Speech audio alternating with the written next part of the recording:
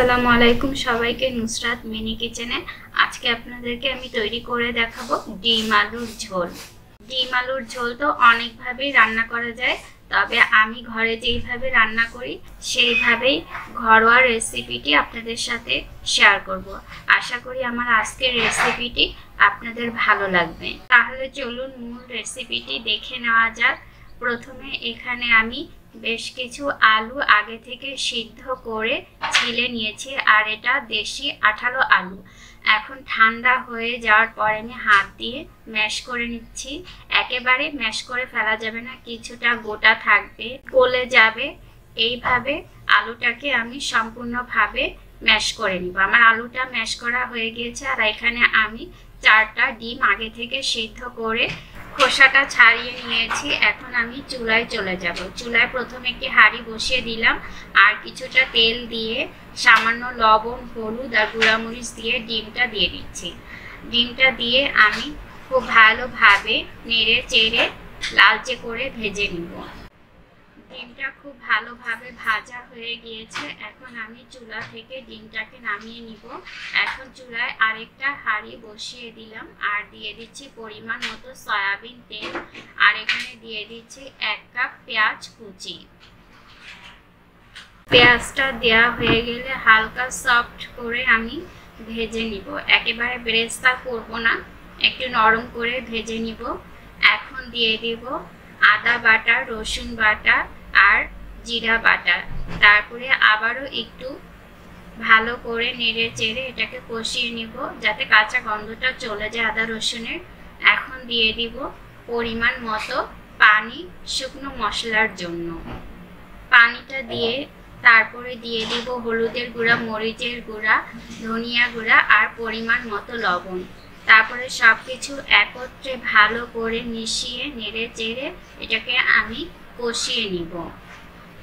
ভালো করে মেশানো হয়ে গেলে আমি ঢাকনা দিয়ে কষানোর জন্য দিব।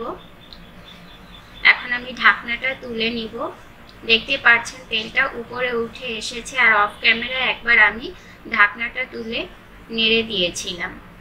আর কষানো হয়ে গিয়েছে। এখন আমি আগে থেকে ম্যাশ করে রাখা আলুটা দিয়ে দিচ্ছি। আলুটা দিয়ে খুব ভালোভাবে সব কিছু একত্রে মিশিয়ে আমি আলুটাকেও একটু কষিয়ে নিব। ভালো করে মেশানো হয়ে গেলে এখন একটা ঢাকনা দিয়ে ঢেকে আমি 5 মিনিটের জন্য রান্না করে নেব। এতে করে আলুর ভিতরে সম্পূর্ণ মশলাগুলো ঢুকে যাবে। ঢাকনাটা তুলে এখন আবারও আমি ভালো করে নেড়ে চেড়ে দিব। আর আলুটা যেহেতু এখানে 100% সিদ্ধ করা, তো বেশি রান্না করতে হবে না। আর আমি এখন পরিমাণ মতো গরম পানি দিয়ে দিচ্ছি। আপনারা চাইলে নর্মাল তাপমাত্রার পানিটাও দিতে পারেন, তবে গরম পানিটা দিলে তরকারির টেস্টটা দ্বিগুণ বেড়ে যায়। আর আমি পানির পরিমাণটা একটু বেশি দিয়েছি, কারণ এটা আঠালো আলু। তরকারিটা রান্না হয়ে গেলে ঠান্ডা হয়ে যাওয়ার পরে ঝোলটা অনেকটাই কমে যাবে। এখন আমি কয়েকটা কাঁচামরিচ দিয়ে আবারও ভালোভাবে একটু নেড়ে চেড়ে দিচ্ছি।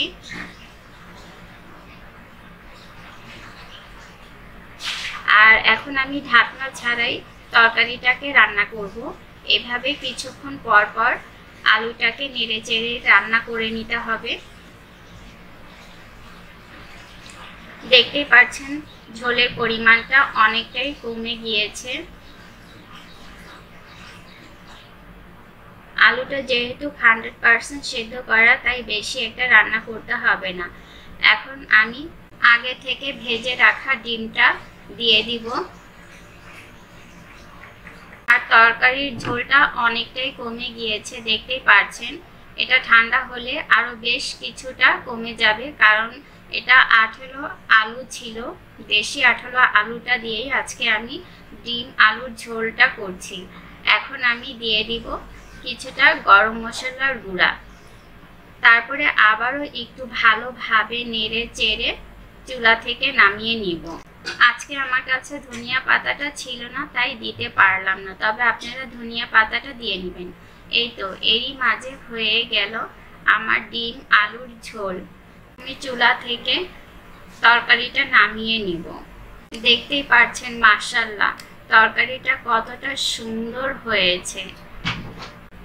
আশা করি আমার আজকের রেসিপিটি খুবই ভালো লেগেছে। যদি ভালো লেগে থাকে একটি লাইক দিয়ে সাবস্ক্রাইব করে পাশে থাকার অনুরোধ রইল। আর যারা ফেসবুক পেজ থেকে দেখছেন একটি লাইক দিয়ে ফলো করে রাখবেন অবশ্যই। আজকের মতো এখানে বিদায় নিচ্ছি। সবাই সুস্থ থাকবেন, ভালো থাকবেন, সবাই সবার জন্য দোয়া করবেন। আল্লাহ হাফেজ।